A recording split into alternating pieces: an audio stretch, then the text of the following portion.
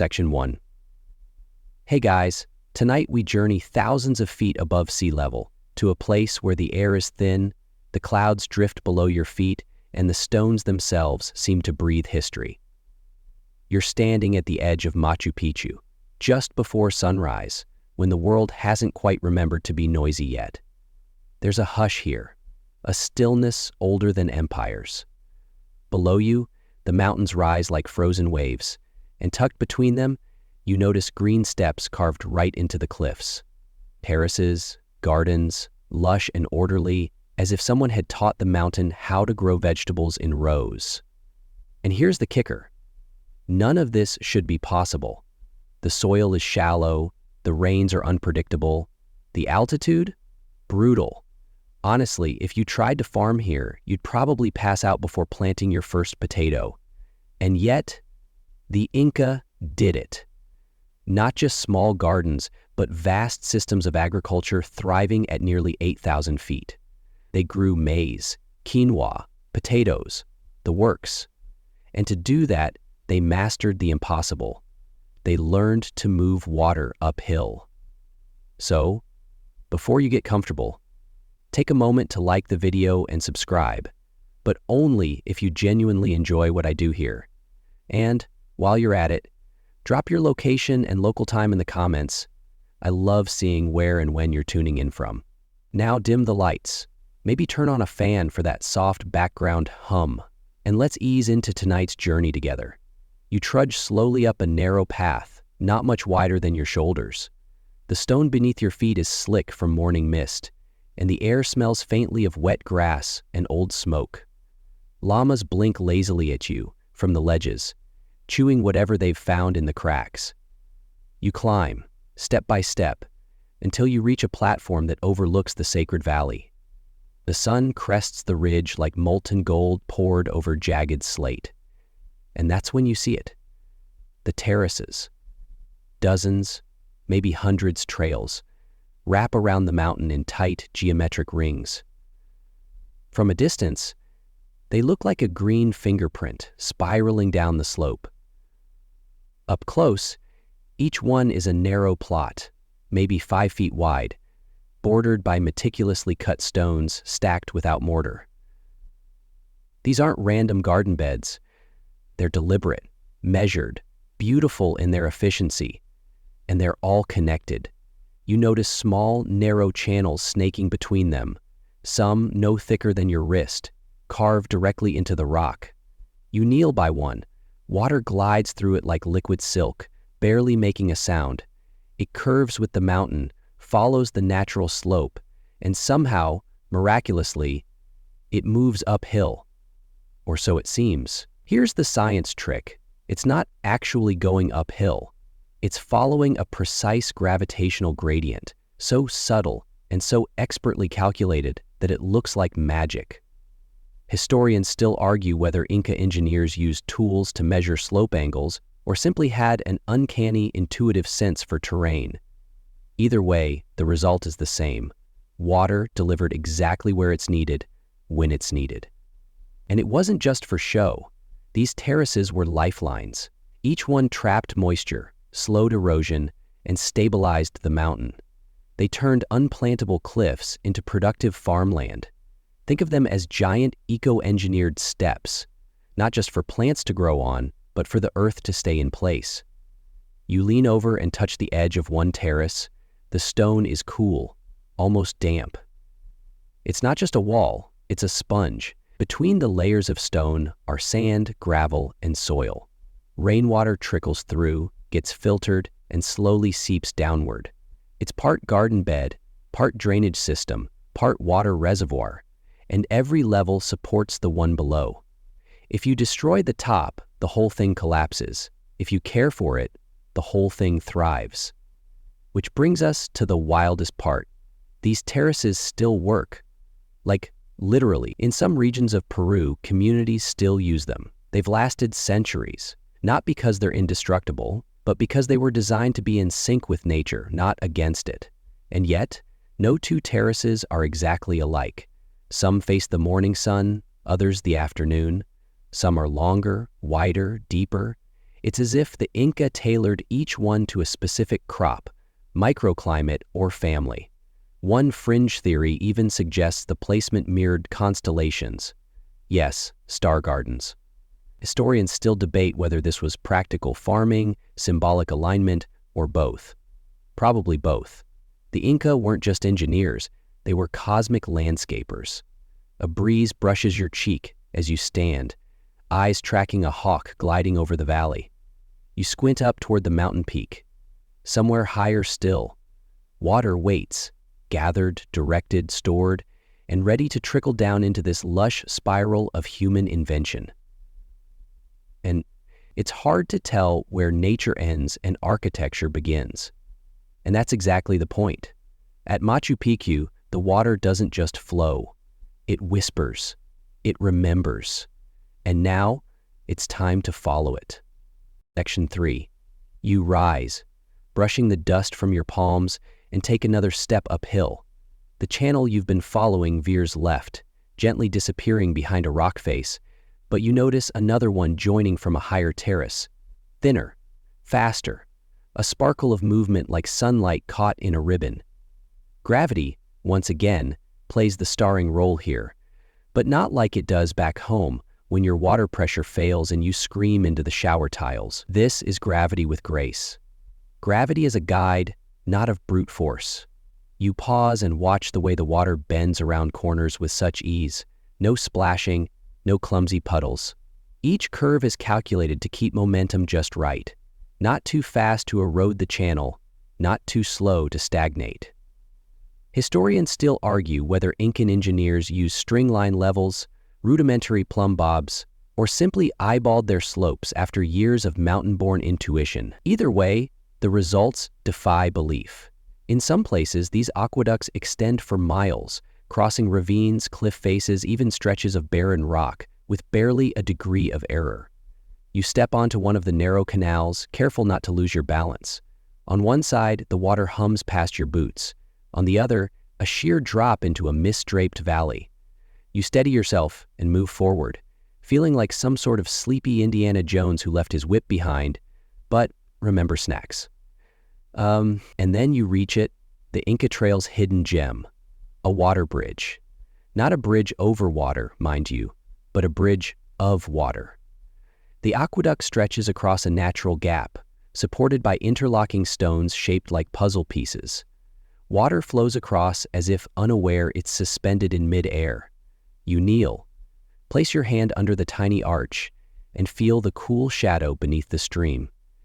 It's one of those quiet marvels where ancient meets impossible. There's a fringe theory, yes, the fun kind, that suggests Inca engineers used sound and vibration to locate underground springs and design these paths, like some Andean version of water dowsing. Mainstream archaeologists roll their eyes at the idea. But hey, when you're building water highways in the sky without metal tools or calculus, you earn a little mystical leeway. You continue along the path as the terrain steepens. The air gets thinner, your breath's shorter, but the water never hesitates. It glides along its path, sure and steady. Alongside the canal, you spot drainage inlets, small side cuts where overflow can escape during heavy rains. The design isn't just about supply, it's about control. Flooding a field at the wrong time could destroy a whole season's work. So, the Inca built relief valves, bypasses, even mini reservoirs for overflow. It's like watching a 15th century plumbing diagram come to life under your feet. Suddenly, a tiny splash draws your attention. A hummingbird, no bigger than your thumb, hovers above the stream, then darts down for a sip. It flutters off before your eyes can fully focus. Just like that, the ancient and the living moment blur. You arrive at a fork. One channel dives downward, following the slope toward a series of visible terraces. The other curves upward, climbing toward what looks like a cliff. You choose the higher path because, of course you do. Why take the easy route when you're halfway to becoming an honorary Inca water inspector? As you ascend, the channel narrows further. At one point, it's little more than a groove etched into bedrock, yet the water obeys. sliding through like it's rehearsed the routine 1,000 years. The incline is deceptive.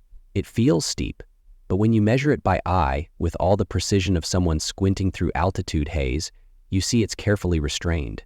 Just enough pitch to move water, not so much that it escapes its stone leash. There's a moment when you realize you've been hearing water for hours, but you haven't seen a single pipe. Not one. No bamboo tubes, no clay conduits, no hidden plumbing. This is where earth, calm and coma, it's all open air, all gravity-fed, all exposed. And it still works. You get the sneaky suspicion that the Inca might have figured out things we're only now rediscovering, like sustainability, harmony with topography, and the art of maybe don't blast a mountain to make a mall. You crest a ridge and discover a wide, flat platform, clearly man-made. It's a water distribution hub. You step onto the stone surface and count 6 channels converging, each one trickling into a central basin. From there, 3 more streams fan out in different directions. You could diagram it like a flowchart, or better yet, a human circulatory system. Blood to organs, water to fields. Some believe these hubs served administrative functions too, places where engineers could monitor flow, perform maintenance, or whisper to the gods. There's even one carved seat nearby, a kind of stone throne. Whether it was for a chief engineer, a priest, or someone who just really liked watching water go by remains a mystery. You sit, just for a moment, and close your eyes. The wind brushes your cheek, carrying with it the scent of eucalyptus and wet stone. The only sound is the water, always moving, always present.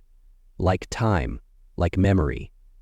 You're reminded of something oddly modern, a smart irrigation system, self-assessing, low management, eco-conscious. Whatever it is, it's not unlike anything you know. The sound of a cloth drop. Like a smart irrigation system, self-assessing, low management, eco-conscious, except this one is 500 years old and built without instructions from IKEA. You rise again, legs a little sore, breath a little shorter. The journey is just beginning. The water is leading you higher still, into realms where fog meets function, and clouds may hide more than just weather. Section 3. You rise, brushing the dust from your palms, and take another step uphill. The channel you've been following veers left, gently disappearing behind a rock face. But you notice another one, joining from a higher terrace. Thinner, faster, a sparkle of movement like sunlight caught in a ribbon. Gravity, once again, plays the starring role here, but not like it does back home, when your water pressure fails and you scream into the shower tiles. This is gravity with grace. Gravity as a guide, not a brute force. You pause and watch the way the water bends around corners with such ease. No splashing, no clumsy puddles. Each curve is calculated to keep momentum just right, not too fast to erode the channel, not too slow to stagnate. Historians still argue whether Incan engineers used string line levels, rudimentary plumb bobs, or simply eyeballed their slopes after years of mountain-born intuition. Either way, the results defy belief. In some places, these aqueducts extend for miles, crossing ravines, cliff faces, even stretches of barren rock, with barely a degree of error. You step onto one of the narrow canals, careful not to lose your balance. On one side, the water hums past your boots. On the other, a sheer drop into a mist-draped valley. You steady yourself and move forward, feeling like some sort of sleepy Indiana Jones who left his whip behind but remembered snacks. And then you reach it, the Inca Trail's hidden gem, a water bridge. Not a bridge over water, mind you, but a bridge of water. The aqueduct stretches across a natural gap, supported by interlocking stones shaped like puzzle pieces. Water flows across as if unaware it's suspended in mid-air. You kneel, place your hand under the tiny arch, and feel the cool shadow beneath the stream. It's one of those quiet marvels where ancient meets impossible. There's a fringe theory, yes, the fun kind, that suggests Inca engineers used sound and vibration to locate underground springs and design these paths. like some Andean version of water dowsing. Mainstream archaeologists roll their eyes at the idea, but hey, when you're building water highways in the sky without metal tools or calculus, you earn a little mystical leeway. You continue along the path as the terrain steepens, the air gets thinner, your breath's shorter, but the water never hesitates. It glides along its path, sure and steady. Alongside the canal, you spot drainage inlets, small side cuts where overflow can escape during heavy rains. The design isn't just about supply, it's about control. Flooding a field at the wrong time could destroy a whole season's work. So the Inca built relief valves, bypasses, even mini reservoirs for overflow. It's like watching a 15th century plumbing diagram come to life under your feet. Suddenly, a tiny splash draws your attention. A hummingbird, no bigger than your thumb, hovers above the stream, then darts down for a sip. It flutters off before your eyes can fully focus. Just like that, the ancient and the living moment blur. You arrive at a fork. One channel dives downward, following the slope toward a series of visible terraces. The other curves upward, climbing toward what looks like a cliff. You choose the higher path, because of course you do. Why take the easy route when you're halfway to becoming an honorary Inca water inspector? As you ascend, the channel narrows further. At one point, it's little more than a groove etched into bedrock, yet the water obeys, sliding through like it's rehearsed the routine 1,000 years. The incline is deceptive. It feels steep, but when you measure it by eye with all the precision of someone squinting through altitude haze, you see it's carefully restrained, just enough pitch to move water, not so much that it escapes its stone leash. There's a moment when you realize you've been hearing water for hours, but you haven't seen a single pipe, not one. No bamboo tubes, no clay conduits, no hidden plumbing. It's all open air, all gravity-fed, all exposed. And it still works. You get the sneaky suspicion that the Inca might have figured out things we're only now rediscovering, like sustainability, harmony with topography, and the art of maybe don't blast a mountain to make a mall. You crest a ridge and discover a wide, flat platform, clearly man-made. It's a water distribution hub. You step onto the stone surface and count 6 channels converging, each one trickling into a central basin. From there, 3 more streams fan out in different directions. You could diagram it like a flowchart, or better yet, a human circulatory system. Blood to organs, water to fields. Some believe these hubs served administrative functions too, places where engineers could monitor flow, perform maintenance, or whisper to the gods. There's even one carved seat nearby, a kind of stone throne. Whether it was for a chief engineer, a priest, or someone who just really liked watching water go by, remains a mystery. You sit, just for a moment, and close your eyes. The wind brushes your cheek, carrying with it the scent of eucalyptus and wet stone. The only sound is the water, always moving, always present. Like time, like memory, you're reminded of something oddly modern. A smart irrigation system, self-assessing, low minimum, eco-conscious. Except this one is 500 years old and built without instructions from IKEA. You rise again, legs a little sore, breath a little shorter. The journey is just beginning. The water is leading you higher still, into realms where fog meets function, and clouds may hide more than just weather.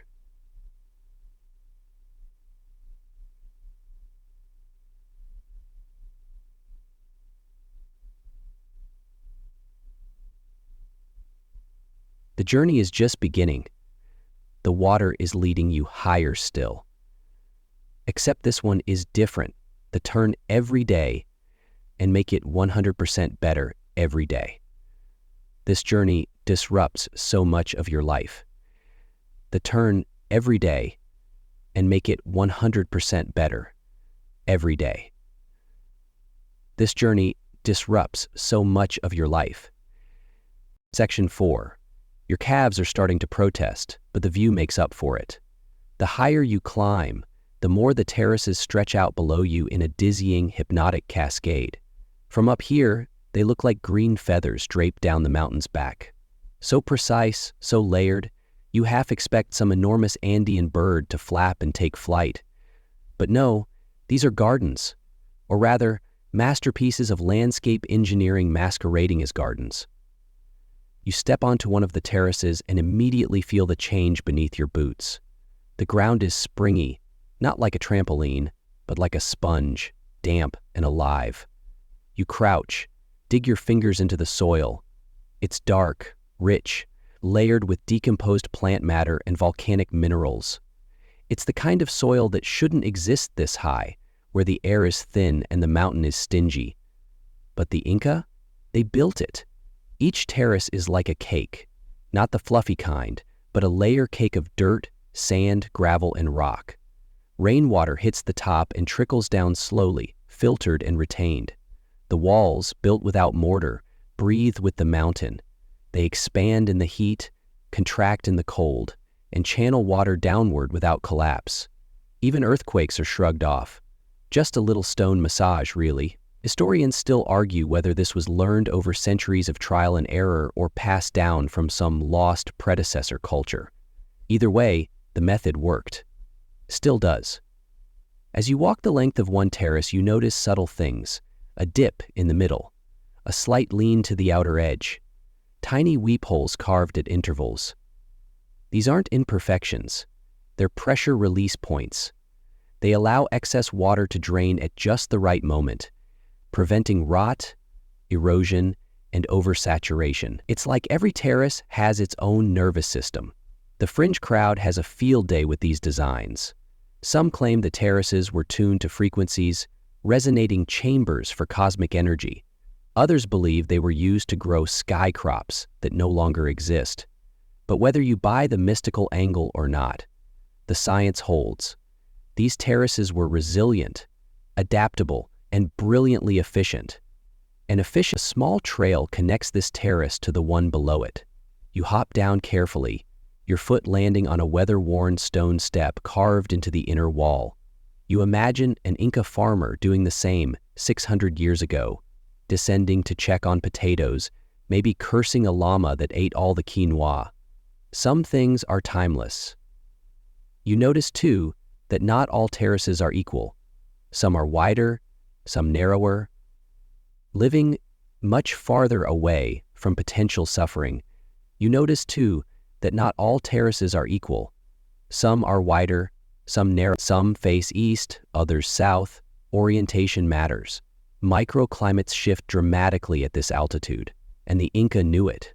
One terrace might be perfect for maize, another, a few feet over, better for herbs or root vegetables.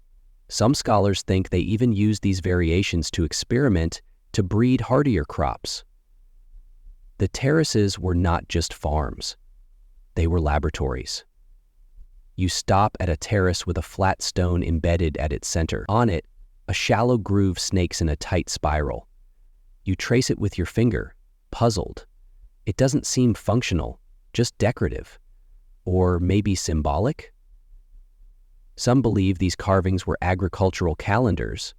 Others say they marked solstice lines. And some, your favorite theory yet, think they were just doodles. Farmers with a moment to spare, a stone and a chisel. Hey, art is art. As you walk, you catch a shift in the air. Cooler. Heavier. One carve is rows of sheep and calf. One bears a cup. One carve has a king on a horse. One has a monk standing with pillows. On your favorite theory, you may see it or hear. The mist begins to rise from the lower slopes, curling up like smoke from an invisible fire. Soon, you're inside it. Visibility drops. Everything softens, the edges of stones, the harshness of light, even your own thoughts. It's quiet, intimate, like the mountain has drawn a curtain and invited you backstage. And that's when you hear it. A soft gurgle, a tiny splash. Somewhere nearby, water is flowing. but not from above. From within the terrace. You kneel and press your ear to the stone. Yes, there it is. A slow, subterranean stream trickling through the layers of gravel and sand. The Inca designed their terraces to do this. Not just hold water, but hide it, move it, use it internally. You're standing on top of a living aquifer. It's humbling, really. This isn't brute force agriculture. There's no tilling, no leveling, no terraforming with bulldozers. It's cooperation. The Inca didn't reshape the mountain, they taught it to garden. You sit for a moment on the edge of a wall, legs swinging, mist curling around your ankles like a lazy cat. You feel the breeze shift and notice how every terrace catches it differently. A warmer puff here, a cooler drift there. Temperature regulation wasn't an accident. The height of each terrace, the angle, the materials, all combined to create unique pockets of climate. And over time, these pockets shaped not only the crops, but the people. You remember a theory from a sleepy documentary you once half-watched at 2 a.m., that these terrace systems helped fuel the growth of the Inca Empire, not just with food, but with stability. When the earth feeds you consistently, you can grow, build, conquer, worship, or just nap in the sun. A sudden bird call startles you. Maybe a hawk, maybe a messenger pigeon having a midlife crisis. You squint after it, but it's gone. Just like that, the moment slips away. But the stone beneath you remains. The soil breathes. The water continues even if unseen. You pat the wall beside you gently. "Good work," you whisper. And the mountain, if it hears you, says nothing. Section 5. You pull your shawl tighter. Not that you're actually wearing one, but in this altitude dream state, it sort of materializes on your shoulders. The mist thickens as you move higher, not down into the fog like you'd expect, but into it. You are now above the clouds, yet somehow inside one. Visibility drops to a few feet. You squint. Every stone, every terrace edge becomes suggestion, not certainty. But the air tastes different. Wet, mineral-rich, tinged with the breath of ancient weather. You're now in the realm of the cloud catchers. What a name, right? It sounds like something from a fantasy novel. But the term isn't metaphor. The Inca actively harvested moisture from clouds. Up here, where rainfall was sporadic but fog was dependable, they engineered their environment to turn air into water. You pause beside a terrace wall and notice the stones aren't smooth this time. They're rough, pitted, almost thirsty looking. One fringe theory suggests these specific stones were chosen for their surface texture, better at condensing water droplets. They'd sweat during fog-heavy mornings, producing slow drips that would then trickle down into catchment channels. It's not just passive luck. It's planned. You lean in, forehead nearly brushing the cool rock, and watch. A single bead of water quivers on a stone's edge. Then, gravity claims it. The droplet slides down and disappears into a hairline crack that you now realize is a microchannel. This is nature's version of an IV drip. Low flow, high efficiency. Historians still argue whether the Inca built these walls solely for farming or also to collect atmospheric moisture deliberately. Some believe entire sections of the Andes were selected not for their elevation alone, but for their fog density. They weren't just farming land, they were farming air. You wander further, the mist thickening around your boots, your face, your thoughts. Eventually you stumble upon what looks like a small stone altar. Not ornate, but intentional. Behind it rises a vertical wall of black rock, cold to the touch. Embedded in it are rows of strange indentations. You run your hands across them, then gasp slightly as you realize they're like scoops, shallow bowls carved into the face of the rock, designed to hold water. Maybe dew, maybe offerings. The idea of using air as irrigation isn't unique to the Inca. Other ancient cultures experimented with fog catchers. But here, it reached a poetic level. These terraces weren't just clever, they were devotional. Everything about them suggests a reverence for the forces at play. The clouds weren't weather, they were partners, maybe even deities. There's a lovely, almost comedic historical tidbit that makes the rounds among Andean researchers. Apparently, certain Inca communities timed their daily farming not by the sun or stars, but by the arrival of the morning fog. If it rolled in before sunrise, it was considered a good omen, and possibly an early warning for irrigation duties. So, in a sense, the weather itself punched the time card. You climb again, following a winding trail through damp grass, your shoes squelching a little now. You hear the sound before you see the structure, the soft hiss of wind meeting stone. Then, through a break in the mist, it appears, a fog funnel. Okay, that's not the technical term, but it fits. It's a V-shaped arrangement of tall stone slabs, angled inward, facing the wind. As you get closer, you see that the ground beneath the funnel is lined with troughs. Some natural depressions, some clearly carved. The wind pushes mist into the funnel, and the stone angles condense it. The moisture collects and drops, channeling into the troughs. Then, downward. Always downward. Scholars still debate the full extent of these structures. Were they intentional fog catchers, or just coincidental formations that happened to also collect water? It's one of those intentional or accidental genius debates. Personally, you're leaning toward intentional, because nothing about this place feels random. You sit beside the trough and dip a hand into the thin film of water. It's cold, cleaner than anything you've ever tasted. No pipes, no treatment plants, just sky condensed into liquid. And in this moment, you realize something. This isn't survival. This is elegance. Farming here wasn't a desperate act. It was a dance between stone and vapor, slope and silence. You remember reading somewhere that in Quechua, the language of the Inca, there's no exact word for owning land. Instead, it's about stewardship, relationship. Maybe that's why this whole system feels so alive. It was never meant to be conquered. It was meant to be listened to. The fog begins to shift.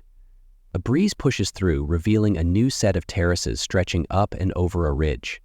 You're not sure if you're hallucinating from altitude or just seeing things too beautiful to be real.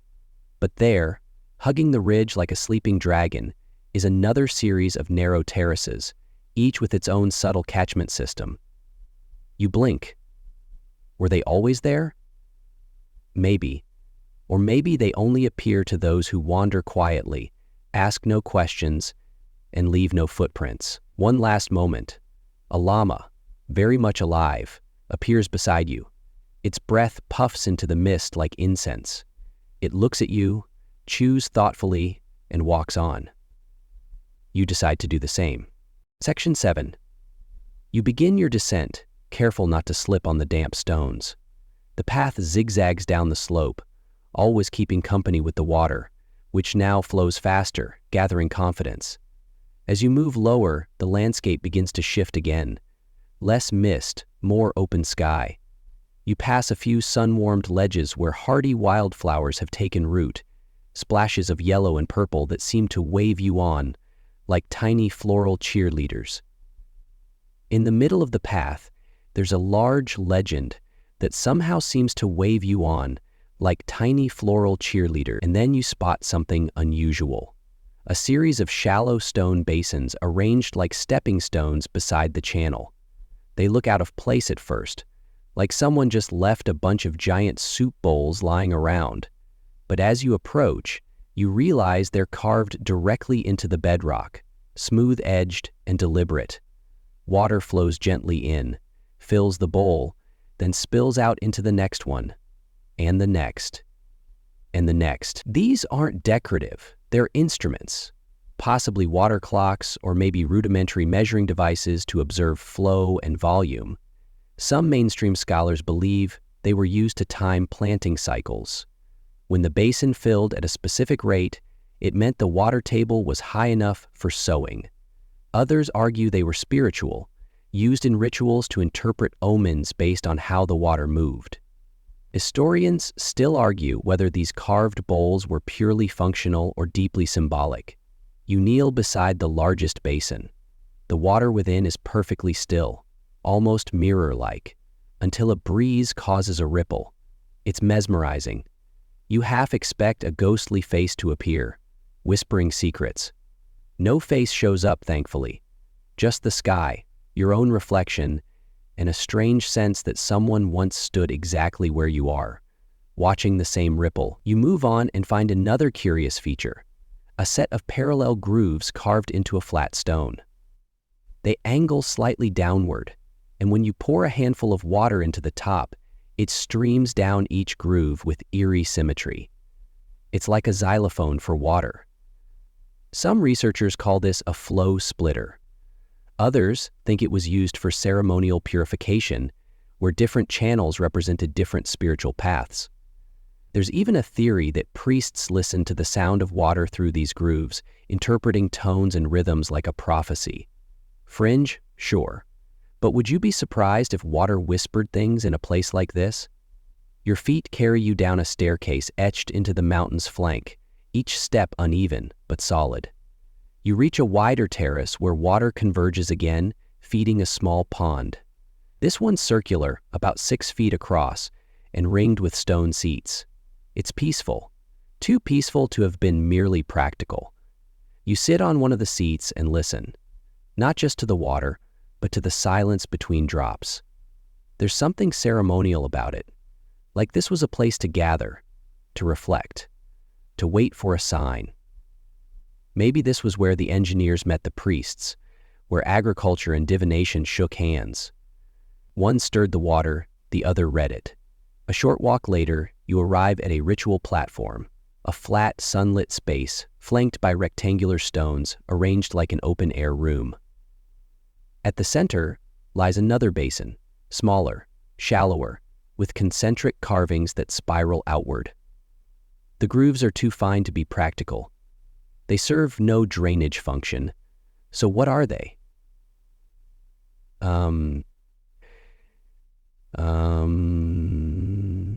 Some archaeologists think they were used to observe how water reacted under different weather conditions, how it pooled, evaporated, or spread. Others suggest they represent the movement of celestial bodies, miniature orreries in stone. And of course, there are those who believe they were meant for offerings, chicha beer, coca-tea, or animal fat poured into the spiral as gifts to the mountain gods. You pour a few drops of spring water into the groove and watch it slowly follow the spiral path. The motion is hypnotic. The water doesn't rush. It meanders, like it knows it's being watched. One quirky fact, in several sites across the Andes, similar spiral basins have been found that only fill with water on certain days of the year: solstices, equinoxes, ceremonial dates. Engineers insist it's about elevation and slope. Priests say it's magic. You suspect it's a little of both. The sun is now fully overhead, and the light changes everything. Shadows shorten, the stones warm, the water in the basin begins to shimmer, and in the heat, a few insects buzz lazily around. You notice a tiny frog perched near the edge, no bigger than a coin. It blinks slowly, utterly unbothered by your presence. Another quiet observer in this theater of stone and flow. You begin to see a pattern. The further you follow the water, the more it reveals its dual nature. It's not just nourishment, it's knowledge. The Inca didn't merely distribute water. They used it to observe, to time, to pray, and maybe even to dream. Before you leave the platform, you notice a final detail: a small alcove carved into the wall behind the basin.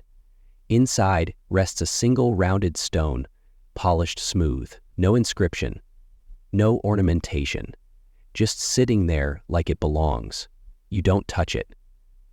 You descend a little further, past more terraces, each one humming with the quiet rhythm of slow-moving water. Your feet fall into sync with the cadence. It's a lullaby of stone and stream. And somewhere in the back of your mind, you realize You haven't seen a single drop wasted. Section 8. You're starting to develop a quiet respect for these mountains. Not the postcard kind, but the kind that grows slowly as you realize you're walking through a living system. Not just a ruin, not a museum. Something still breathing, still trickling, still working after all these centuries. And now, as the slope flattens slightly and the terraces open into broader platforms, you notice something you hadn't before. The filters. At first, it looks like loose gravel, piled between terrace walls or packed beneath certain stone steps. But when you crouch to examine it, you notice it's layered. Carefully. Gravel, yes, but below that, coarse sand. Below that again, finer sand. Then clay. It's a filtration system built right into the infrastructure, and subtle enough to escape notice unless you're really paying attention. With trails and several paths to pile the snow on, which, fortunately, you are. Though, let's be honest, you're mostly paying attention because you tripped on one of these gravel patches and almost face-planted into history. This layered filtering wasn't an afterthought. It was integral. Rainwater from the upper terraces passes through these sequences before it moves down. Larger particles are trapped in the gravel, finer sediment settles in the sand, and by the time it reaches the soil, it's clean, it's cool, it's perfect. Mainstream archaeologists are unanimous on this point. The Inca understood soil health and water clarity to a degree that rivals many modern systems. But here's where it gets more intriguing. Some of the filters are in places that wouldn't necessarily need filtration, like a dry bench beside a field or a section of wall that doesn't even carry water. Why? Historians still argue whether these hidden filters were backups, environmental tests, or had ritual significance. One particularly delightful theory? They were test sites. Early prototypes used to monitor runoff quality. That's right, ancient quality control. The Inca didn't just build, they tested, refined, iterated. Somewhere in the Andes, a very sleepy project manager is nodding with pride. You walk alongside a sunken channel lined with precisely fitted stones. The water here runs slow, almost lazy, and along its edges are more filtration beds. Some intentionally overgrown with moss, others kept stark and clean. You reach into one and pull out a handful of gravel. It's not just rock, it's pumice, lightweight and porous, perfect for catching debris. You wonder how far it had to be carried to get here. A gust of wind sweeps the valley, rustling the grass, fluttering your sleeves. You find shelter near a retaining wall and sit down on the warm stone. From here, you can see how everything connects. Terraces lead to channels, which lead to sediment traps, which lead to little ponds, which feed other terraces. It's not linear. It's looped. A circulatory system, full of detours and filters and fail-safes. There's even a system of overflow slots carved into the terrace walls. You peek through one. Water pours gently from an upper level onto a flat stone splash pad, then down to a gravel trench that curves into a lower terrace. It's graceful. No flooding, no erosion, just flow. And then, suddenly, you spot something truly strange. A stone circle, maybe 2 feet wide, built into the ground between terraces. You step closer and realize it's filled with charcoal. Not burnt wood, but purposefully layered charcoal mixed with sand and bone fragments. What in the name of high-altitude plumbing is this?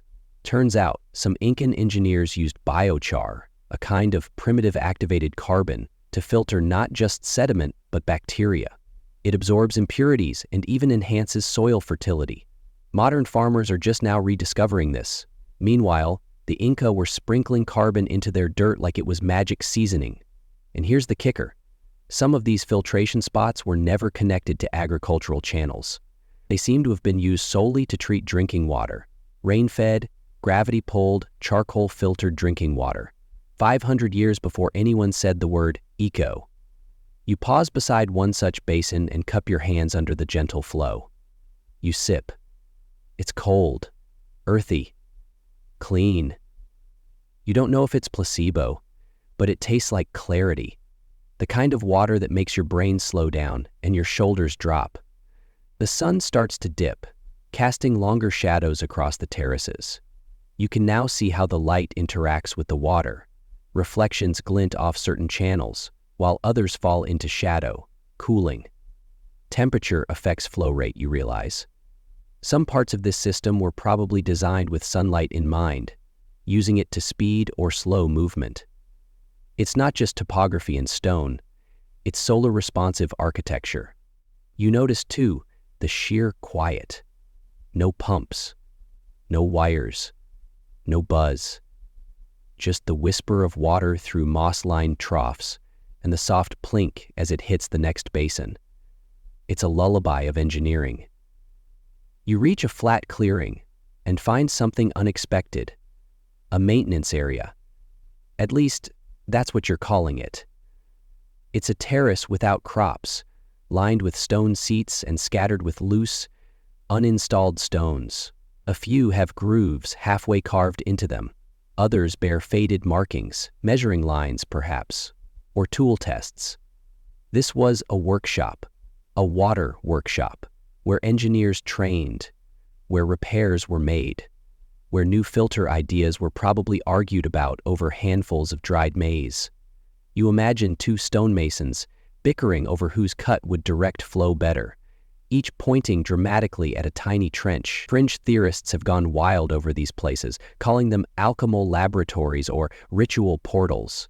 But maybe they're just exactly what they appear to be, places where people worked, tinkered, improved, which, honestly, is its own kind of magic.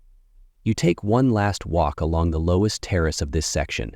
You notice how the filtered water, now pristine and slow, finally spills into a hidden cistern covered by a flat stone lid.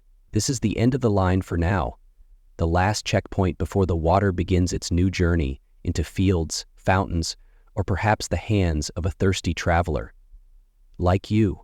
Section 9. You sit on the edge of the terrace wall, legs dangling over the side, gazing at the stone lid of the cistern below you. It's a modest piece of engineering, but like everything else you've seen today, it's deceptively brilliant. You feel like you've stumbled into an empire of quiet overachievers. No gold, no flashy monuments shouting, "Look at me," just centuries-old hydraulics that still do their job. Efficiently, silently, proudly. From here, a path branches off, not the rugged, slippery kind you've been hiking, but a proper trail, paved with flat stones, edged with retaining walls, sloped just so. It's part of what historians call the Kapaknan, or the Great Inca Road. You've read about it, maybe even traced a finger along its winding length on a map once. But standing on it, that's different.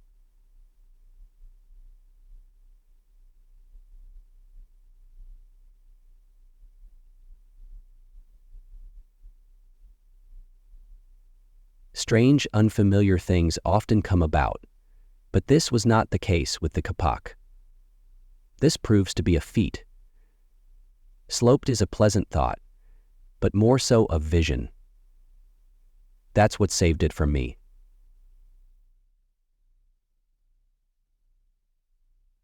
This is a royal highway, a stone ribbon that once stitched together the empire from Ecuador to Chile. And it wasn't built just for armies or messengers, it was also for water. You walk. The road hugs the contour of the ridge, leading you gently onward. The paving stones are sun-warmed and surprisingly level. In places, small carved gutters run alongside it, carrying runoff away from the trail, down into invisible channels that feed the terraces below. You realize the road itself is a kind of watershed spine, dividing and directing the flow with the same care as the aqueducts. Historians still argue whether Incan roads were designed with water movement in mind, or if that was just a fortunate side effect. But considering everything you've seen, you're not betting on coincidence. Even the placement of resting platforms along the road, tambos, seems to correspond with springs or basins. Convenience meets hydrology. You pass a tambo now, or what's left of one.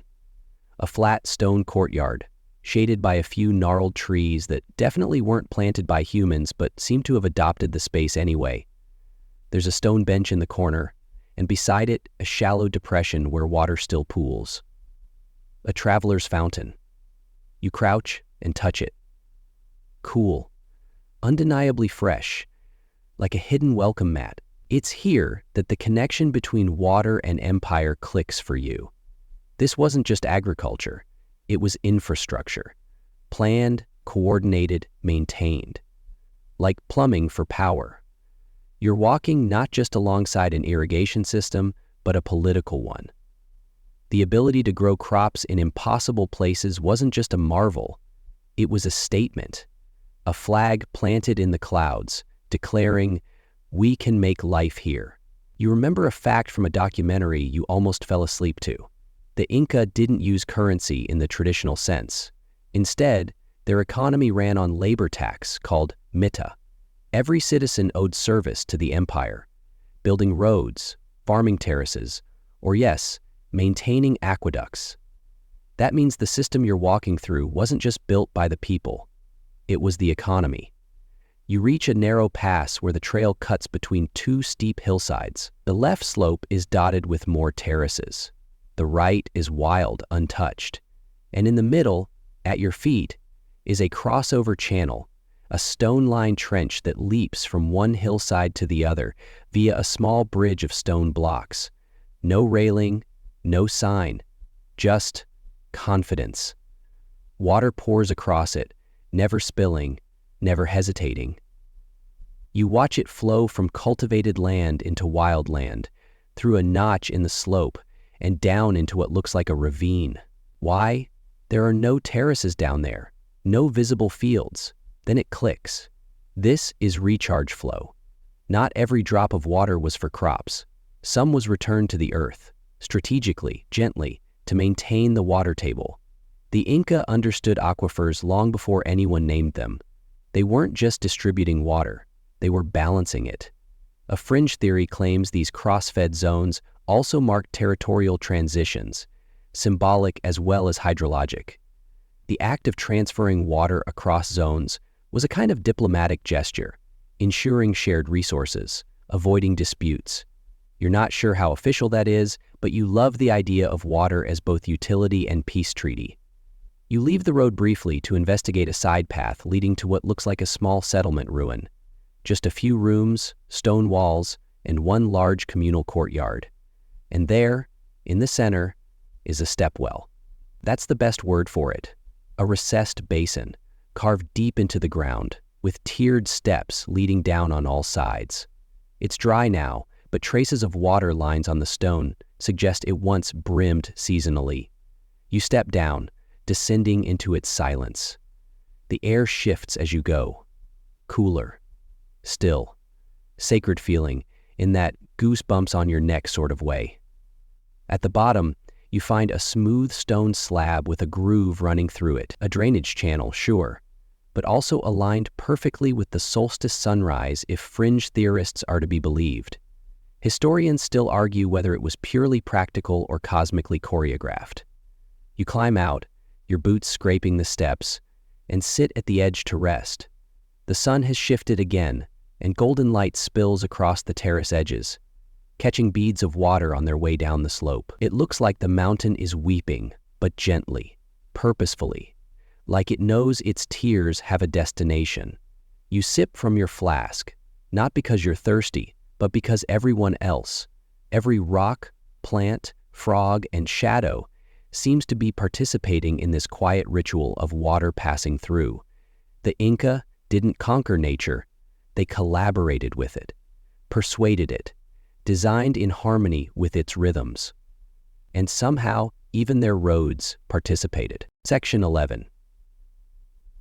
You leave Ollantaytambo behind, but the rhythm of its water stays with you. That soft, steady pulse, channel, basin, spout, repeat. It's like your breath has synced to the mountain now. And just when you think the terraces can't surprise you anymore, you arrive at one of the strangest and most beautiful sights in the entire Inca world. From afar, it looks like a massive stone amphitheater carved into the earth, spiraling downward like a giant fingerprint pressed into the ground. Welcome to Moray. You stand at the rim of the largest depression, looking down into a swirling, concentric arrangement of circular terraces, each ring a step lower than the one before, each precisely walled and drained. From above, it feels almost alien, like crop circles built by someone with a thing for symmetry. But step closer, and the Incan logic reveals itself. These aren't just pretty patterns. The patterns represent a reason within the same terraces. They're microclimates. Each level of Moray creates a slightly different temperature, humidity, and sunlight exposure. The difference between the top and the bottom rings? Up to 15 DEGF for about 8 DEC. That's not a fluke. That's design. The Inca used this place as a kind of agricultural laboratory, testing how crops responded to specific environmental conditions. You step down from one ring to the next, and though it's subtle, you can feel the shift. A little warmer, a little more sheltered, a little quieter. Mainstream archaeologists agree. This was experimentation, a botanical R&D center. Corn might thrive in Ring 5, while potatoes liked Ring 2. They could simulate conditions from various altitudes across the Andes, all in one pit. Historians still argue whether Moray was used year-round or seasonally, or if it served ritual functions too. Knowing the Inca, it was probably all three. You walk the spiral, careful not to disturb anything. Though unused now, the stones still seem to remember their purpose. Drainage channels circle each level, guiding rainwater down, preventing flooding. You crouch at one and notice again the familiar layering: gravel, sand, earth. The same sponge logic as the mountain terraces, applied vertically. And here's the twist. Moray doesn't collect water, it releases it. You spot stone-lined shafts at the base of each depression, where excess water disappears into the ground. Below the structure is a natural limestone sink, functioning like a drain. Water is allowed in when needed, but never allowed to stagnate. You'd expect a system this low in the earth to flood easily, but it doesn't, because it was engineered not just to contain, but to breathe. You pause on one of the middle terraces and imagine a scene. Hundreds of years ago, Inca botanists walking these very rings, holding clay bowls of seeds, making notes with small knotted cords, quipu, their form of record-keeping. A breeze shifts above you. You imagine them murmuring, debating whether this variety of quinoa liked more wind or less sun. You almost want to join in. You've got strong opinions about quinoa, mostly related to how hard it is to rinse properly. A llama grazes lazily near the upper rim. Inca llama. Like botany, the good and the bad. The llama physically produces the good. The llama physically produces the good. The llama physically produces the good. The llama physically produces the good. The llama physically produces the good. The llama physically produces the good. Pagana, pagana, pagana, pagana. The term, you raise a hand in solidarity. This one ignores you entirely, which is fine. You're getting used to it. Some fringe researchers believe Moray had astrological alignments as well, that the terraces weren't just agricultural zones, but corresponded to lunar phases or star clusters. There's one theory that the deepest point was a ceremonial pit, used during the solstice to plant the year's first symbolic seed. You like that idea. It feels like something the Inca would do. Merge science with story, calendar with corn. You keep circling lower. The soundscape changes. The wind above becomes a whisper. Birds circle quietly. Your footsteps start to echo, bounced between the curved stone walls. It's a sensory shift, almost like you've entered a different dimension. You reach the bottom and look up. The concentric rings rise around you, sky framed in a perfect circle. You're standing in the middle of a human-made crater that doubles as a stage, a lab, a shrine, and possibly the world's most beautiful vegetable patch. There's a small fountain here, nearly dry but not forgotten. You crouch beside it and spot the groove in the stone where water once flowed. It would have filled the center basin just enough to moisten the base crops. Not too much, not too little, always just enough. You imagine the first drops falling here at the start of a planting season, that quiet moment when the water first reaches the soil, a hush over the terraces, hands pressed together in thanks, engineers and farmers nodding in shared success. You sit beside the fountain, imagining their voices, lost to time but still echoing in the architecture. This isn't just irrigation, it's intention.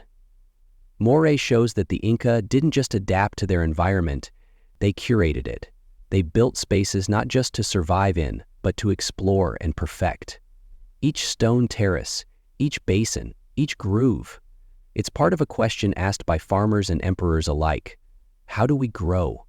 You run your fingers across the edge of the fountain's rim. It's worn smooth. Hundreds of years of water and hands and hopes have polished it like glass. You take a breath. You climb back to the upper rings, slowly, the temperature shifting again with each step. At the top, you look back. The sight seems simpler now, not alien, not cryptic, just deeply, profoundly human. You turn, ready to follow the next path. You're not sure where it leads, but if water's going there, you are too. Section 11. You leave Ollantaytambo behind, but the rhythm of its water stays with you. That soft, steady pulse, channel, basin, spout, repeat, it's like your breath has synced to the mountain now. And just when you think the terraces can't surprise you anymore, you arrive at one of the strangest and most beautiful sights in the entire Inca world. From afar, it looks like a massive stone amphitheater carved into the earth, spiraling downward like a giant fingerprint pressed into the ground. As I look, it's like the sea. I see sand, rock, and stone. I see earth that lives in the earth, spiraling downward like a giant fingerprint pressed into the ground. Welcome to Moray. You stand at the rim of the largest depression, looking down into a swirling, concentric arrangement of circular terraces, each ring a step lower than the one before, each precisely walled and drained. From above, it feels almost alien, like crop circles built by someone with a thing for symmetry. But step closer, and the Incan logic reveals itself. These aren't just pretty patterns. They're microclimates. Each level of Moray creates a slightly different temperature, humidity, and sunlight exposure. The difference between the top and the bottom rings? Up to 15 DGF for about 8 DGC. That's not a fluke. That's design. The Inca used this place as a kind of agricultural laboratory, testing how crops responded to specific environmental conditions. You step down from one ring to the next, and though it's subtle, you can feel the shift. A little warmer, a little more sheltered, a little quieter. Mainstream archaeologists agree this was experimentation, a botanical R&D center. Corn might thrive in Ring 5, while potatoes liked Ring 2. They could simulate conditions from various altitudes across the Andes, all in one pit.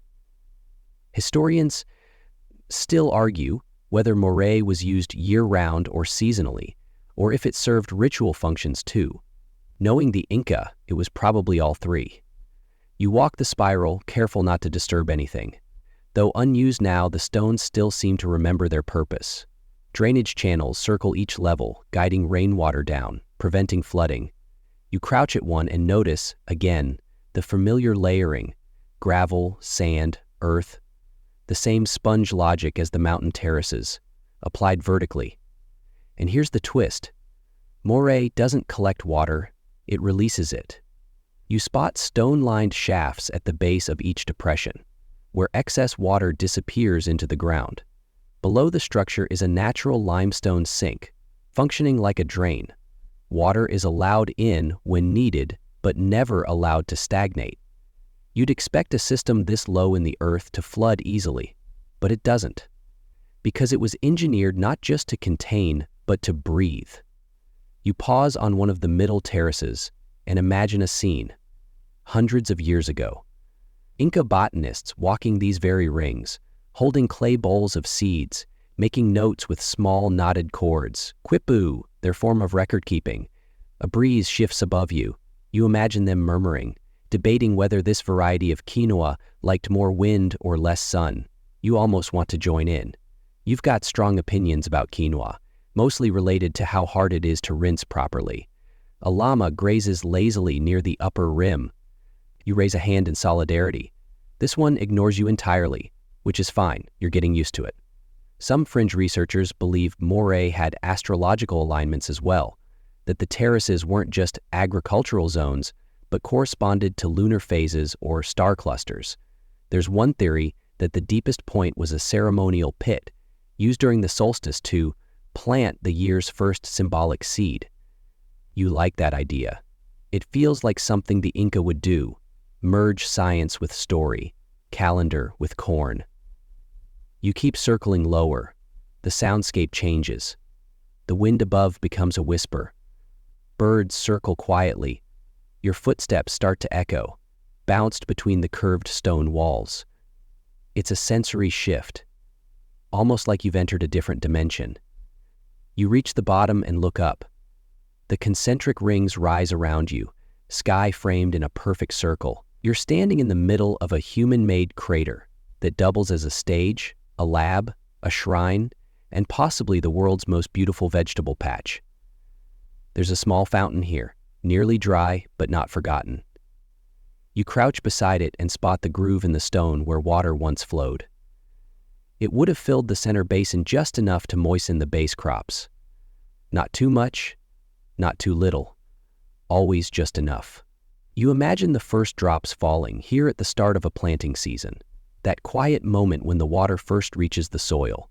A hush over the terraces, hands pressed together in thanks, engineers and farmers nodding in shared success.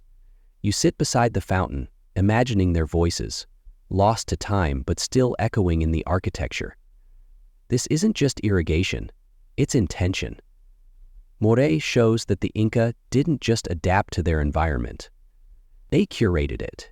They built spaces not just to survive in, but to explore and perfect.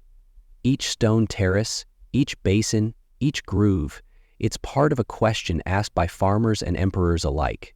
How do we grow? You run your fingers across the edge of the fountain's rim. It's worn smooth. Hundreds of years of water and hands and hopes have polished it like glass. You take a breath. You climb back to the upper rings, slowly, the temperature shifting again with each step. At the top, you look back. The sight seems simpler now, not alien, not cryptic, just deeply, profoundly human. You turn, ready to follow the next path. You're not sure where it leads, but if water's going there, you are too. Section 12. You follow the trail as it winds out of Moray, legs warmed by the sun, mind still orbiting that perfect spiral. The path narrows, but the sound of trickling water returns, subtle at first, then more insistent. Not a constant flow this time, but pulses. You round a bend and see them. Narrow channels carved straight into bedrock, forming a kind of ceremonial path. These are no ordinary irrigation lines. They only flow on certain days of the year, by design. You're now standing at one of the Inca's more mysterious hydraulic features, the ceremonial spillways. At first glance, they look like a fancy system of drains.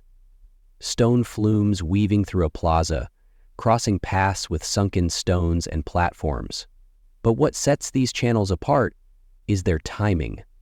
Water flows through them only at specific points in the solar calendar, like the solstice mornings, not because someone opens a gate, but because the sun, the mountain, and the slope all align just right. Historians still argue whether this was practical irrigation or ritual pageantry, or both. But one thing's clear, these were intentional. A fringe theory suggests they worked like hydraulic clocks, set not by gears or gravity, but by cosmic positioning. Literally, water summoned by the sun. You crouch beside one such channel. It's dry now, but the stone shines faintly, polished from centuries of flow.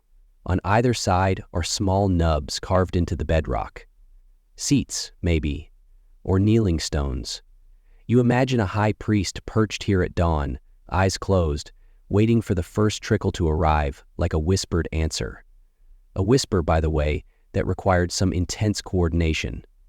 These channels weren't fed by local springs. They were linked upstream, connected to higher reservoirs via hidden conduits. The entire network was pre-primed.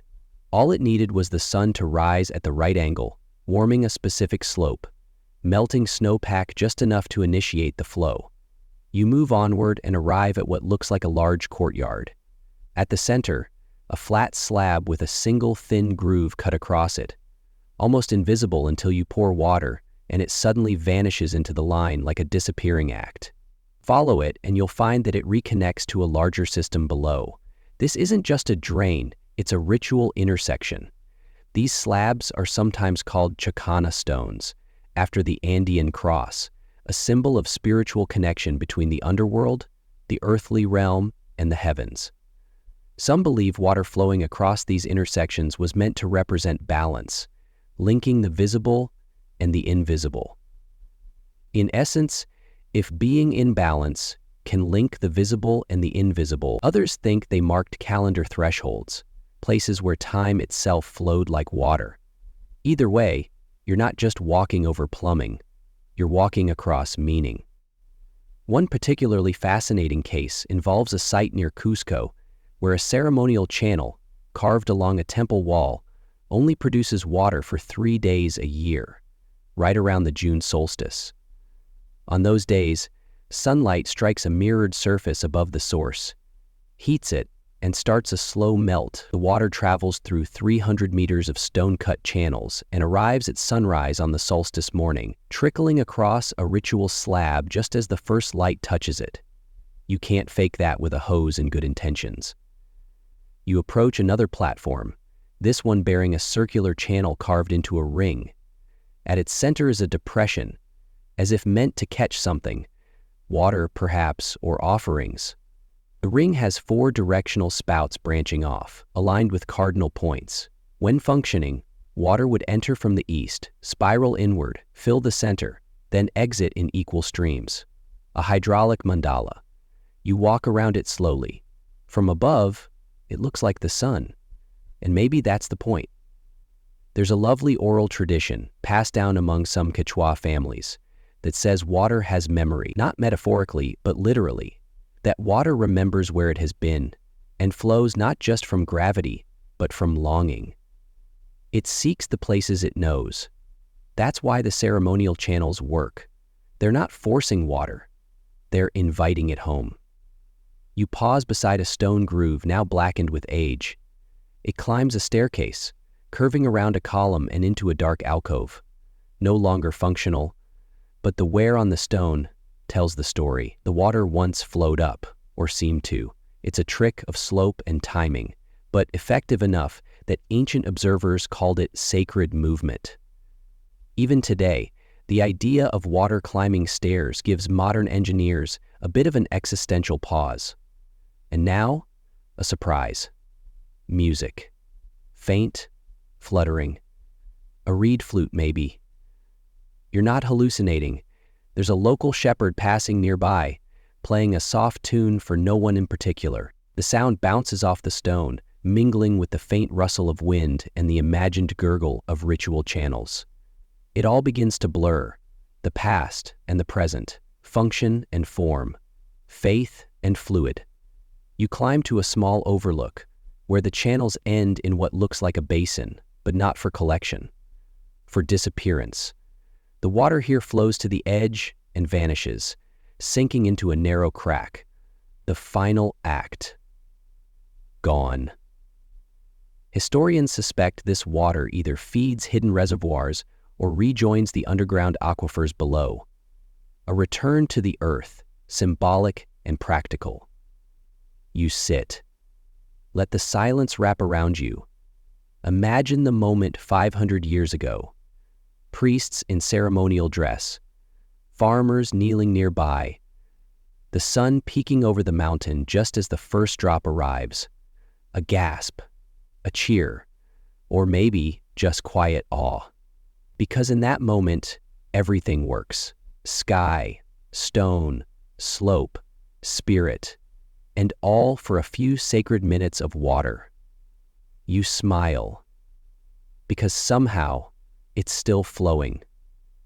If not in stone, then in memory. Section 13. You rise slowly from the overlook, knees creaking like an old saddle, and make your way down a steep slope flanked by mossy stones. The sunlight glints off a nearby channel, one of the narrower ones you've seen, and you catch yourself smiling again. Every single path, every drop, still feels deliberate. Like each rock is whispering, "Oh, you noticed? Took you long enough." The trail winds into colder air where shadows stretch longer and the stones feel slicker underfoot. You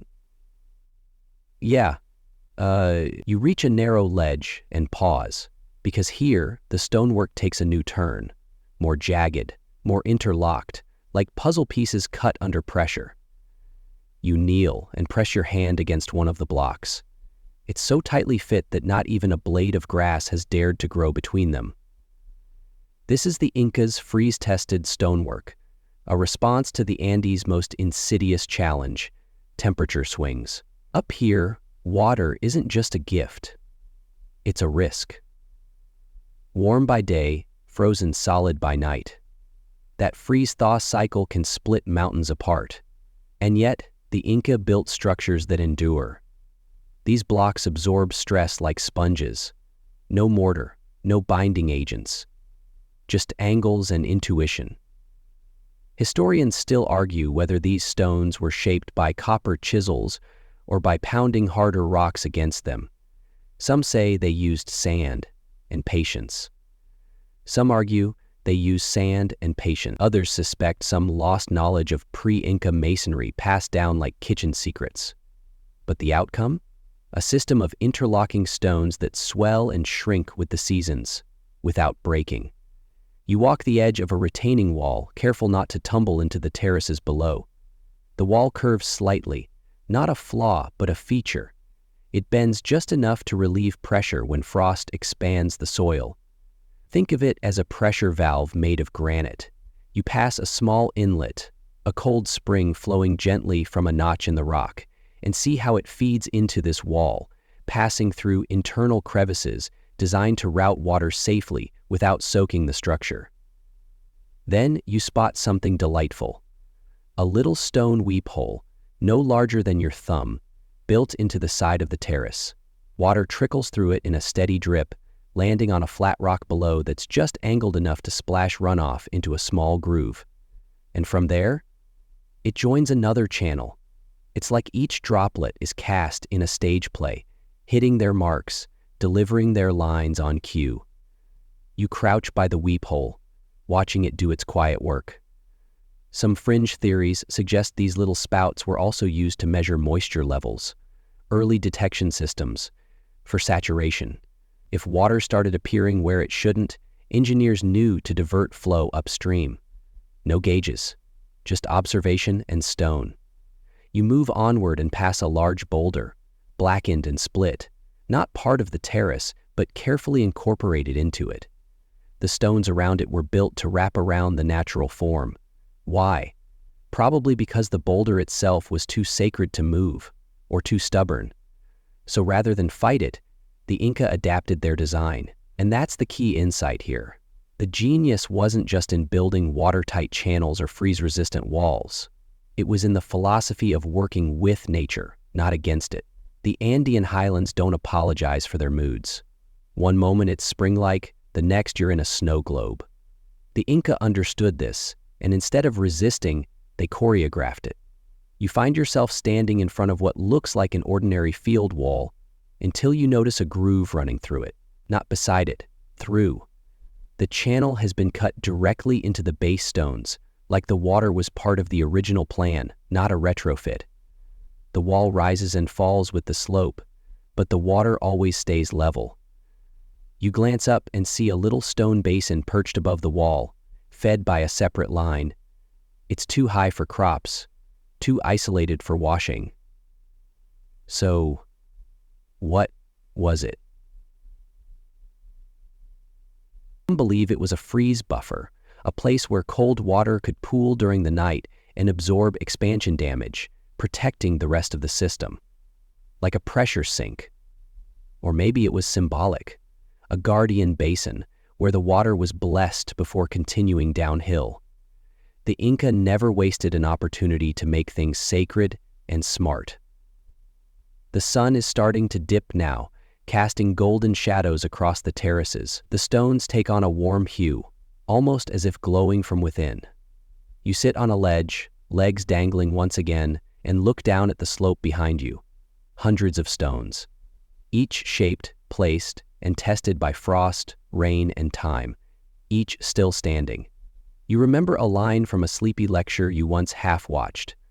Inca masonry was not just earthquake-resistant, it was earthquake-welcoming. That sounded like a stretch then. It doesn't now. Everything here was built to move just a little, just enough, not to stop nature, but to sway with it.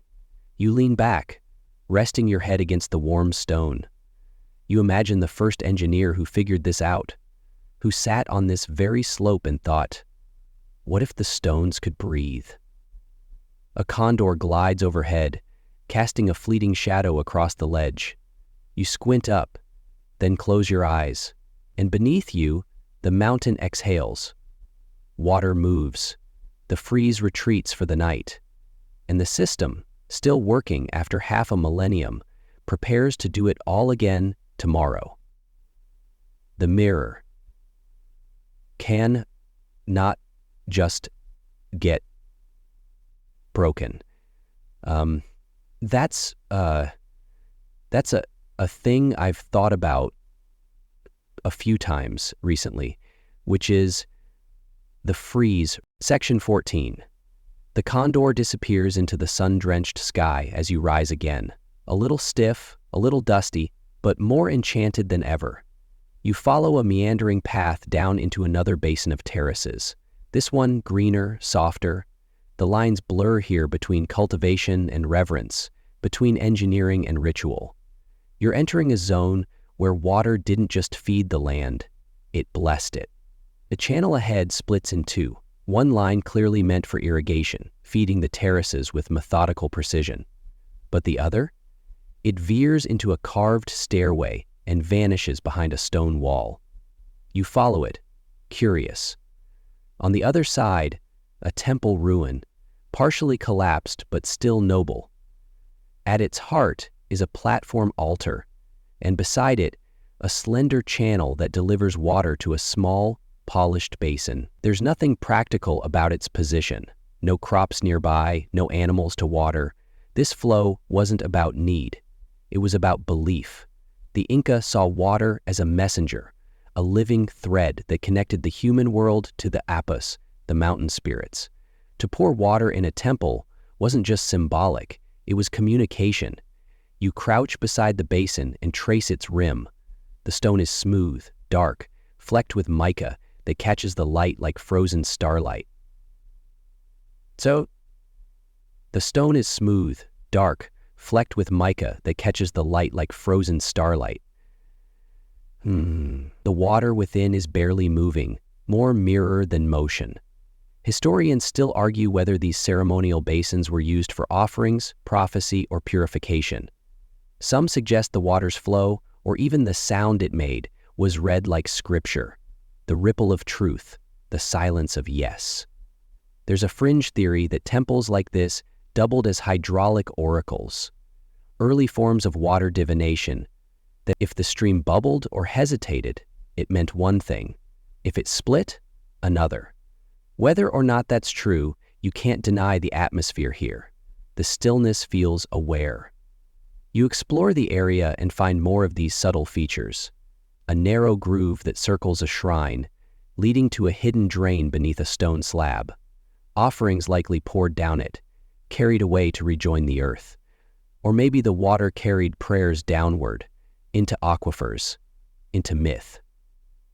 Then, tucked behind a vine-draped wall, you stumble upon a dual-use channel, a line that forks, one side leading to a field, the other toward a small sanctuary carved into the rock. Inside is a niche, possibly for a statue, and a polished bowl-shaped depression. The water here isn't forced. It trickles, reverently, as if it knows it's being watched. One side of the bowl has a notched lip, allowing the water to spill slowly, drop by drop, into a lower groove. It's a deliberate sound, a rhythm. You listen for a while, eyes closed. There's something ancient in the pattern, like a slow, steady heartbeat. You wonder if ceremonies once timed chants to this drip, if farmers asked permission before using this water for their fields. You move onward, reaching a large terrace where water pours down in visible steps. Not a cascade, but a sequence, a choreographed descent from one stone slab to the next, each cut to catch and spill just so. You've seen utilitarian designs before. This isn't one. This is performance, a water staircase. Scholars call them ritual channels, and their purpose isn't entirely agreed upon. Were they part of agricultural cleansing, rain-welcoming festivals, or just very fancy plumbing made by engineers who appreciated a little flair? There's even a theory that these sequences were musical, that the water hitting each slab created a specific tone, a liquid xylophone tuned to seasonal ceremonies. You step aside as a few locals pass by, speaking Quechua and carrying small bundles wrapped in cloth. They move quietly, respectfully. One of them nods at you as they vanish into the terraces. You realize, with a small jolt, that this system isn't just ancient. It's still in use. Maybe not as originally designed, but alive nonetheless. You pause, at a shallow pool just off the path. It's fed by a stone spout, and its bottom is painted with thyme algae, minerals, the ghost trails of water that never stops. A few petals float lazily on the surface. Someone was here recently, it seems. Someone left an offering. You sit beside the pool and run your hand through the water. It's warm from the sun. The surface reforms quickly. The ripples vanish, and for a moment, the reflection is perfect. You see not just your own face, but the shape of the terraces behind you, the wall of the temple, the sky above, the whole system reflected in one still drop. And then, as you watch, a small canal just behind you shifts, barely. The water level rises, nudges a stone lever you hadn't noticed, and redirects into a new channel. Just like that, the flow has changed direction. No clicks, no pumps, no human hand, just timing. You followed the new channel with your eyes. It winds toward a field, toward waiting soil, but not before first brushing past another shrine, a final blessing. The Inca didn't separate the sacred from the practical. They didn't put temples on one side and terraces on the other. They braided them. Every drop of water blessed the earth. Every ear of corn grew under a benediction, and every field drank from channels that knew their way to prayer. As the sun dips behind the ridge and shadows lengthen, you begin walking again, this time slower, more careful, not because the terrain is rough, but because you're aware now of where you step, of what flows beneath. Because here, in this place, farming was faith, and water was both miracle and messenger. Section 15. You walk in silence now, not the awkward kind, the reverent kind. The kind of silence that settles when you realize you're not just visiting the past, but moving through something still awake. Beneath your feet, water still moves. You feel it, faintly, like a heartbeat below the stone. The terraces are gentler here, the slope easing into more open space. You find yourself on a wide landing, the last in a long descent, where the water slows too. It gathers in shallow basins, pools behind low walls, and then vanishes into the soil. This is the last drop, the quiet end of a journey that began far above, in snowmelt and springs, through channels, filters, steps, and songs. You kneel at one of these basins, circular, stone-lined, modest. The water inside barely stirs. It's almost still, but not lifeless. You run your finger through it and watch the ripples glide outward, slow and sure. There's no drain. The water simply seeps into the ground, soaks into layers of gravel, ash, and time. This, you realize, was always the plan. Mainstream historians agree that these final soak zones were designed to return water to the land, to recharge the aquifer, to prevent surface runoff, to complete the cycle. But here's the magical part. Some scholars believe the Inca also saw these places as sacred exits. Not waste, not drainage, but offerings, returning water to the Pachamama, Mother Earth herself. You sit beside the basin, legs folded, the stone warm beneath you. From here you can trace the journey backward, not just in elevation, but in meaning. The snow-capped peaks that fed the springs that fed the fountains that whispered through ceremonial steps. And finally, here, the earth that receives it all in silence. You watch as a few fallen leaves float across the surface, gather at the far edge, and then disappear. Not suddenly, just gradually. The water takes them, without fuss, without celebration, the way mountains do everything. Quietly. A gust of wind passes through, stirring a line of prayer flags hanging nearby. Faded fabric, likely added long after the Inca were gone, but still fluttering with purpose. And as they dance, you get the feeling that this isn't really an end at all. Just one more turn in a circle that never stops spinning. You rise, dust off your knees, and follow the last visible channel as it curves away. Not grand, not central, just a small stream disappearing into scrub grass and distant eucalyptus trees. A path worn not by conquest, but by repetition. It winds past old stone markers and empty seats, past empty terraces where something, memory maybe, still grows. You come upon a low wall, half compacted, but still shielding a final feature, a gate. Not a fortress door or a ceremonial arch, just two upright stones standing apart, framing the horizon. Water once passed beneath them. Now it's gone, but the groove remains. And beyond the gate, a narrow path descending into shadow. You step through, almost without thinking. Somehow, that gate has been distant, not just from life, but from people. You have been to some place in your life. You've stepped through, almost without thinking, and now, something strange, a sound from below, a whisper, no, a murmur. You move toward it, and then you find it, a subterranean channel, barely visible through a lattice of roots and stone, just audible if you press your ear to the earth. The water didn't stop. It just went underground, still flowing, still following its ancient route. Hidden now, but working just as it always did. You lie there for a moment, cheek against the earth, listening. Then, stopping beneath the summit, the water begins.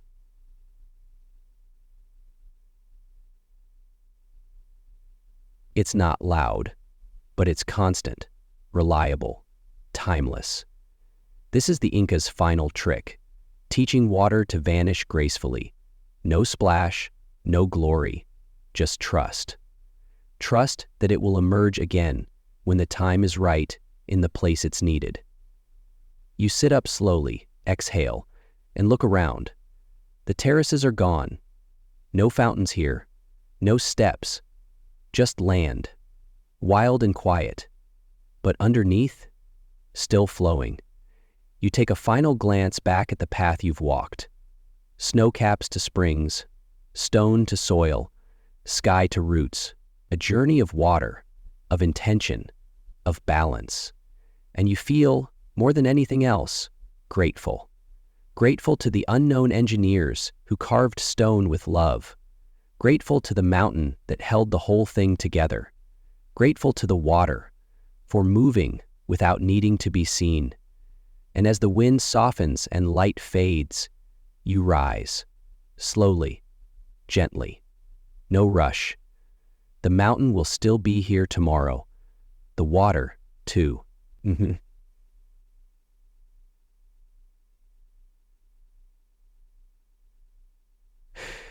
Now, your 300-word wind down begins.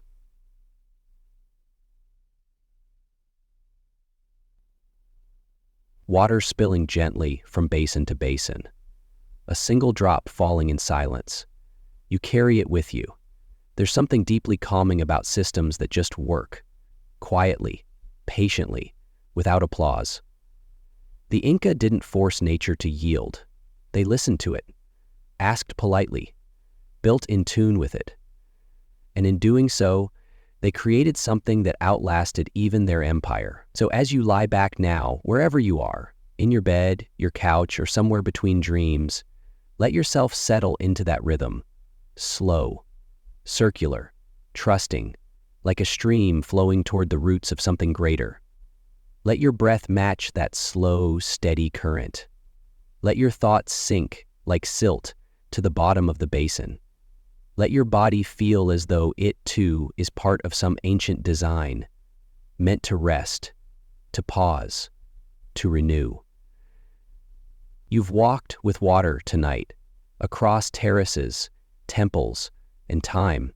Now let it carry you gently, like a current slipping through stone, into the deepest and calmest part of your night.